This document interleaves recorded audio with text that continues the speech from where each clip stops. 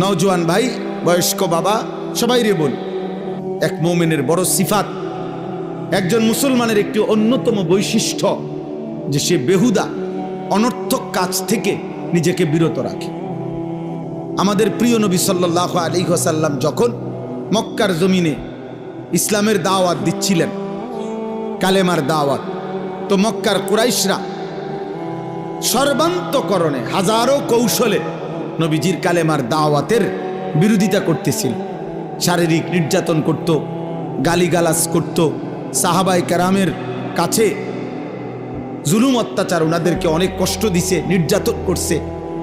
আবার নবীজি যাকে বুঝাইতো, নবী সাল্লাল্লাহু আলাইহি সাল্লাম সরে গেলে ওরা আয়েশা আবার হেরে উল্টাটা বুঝাইতো।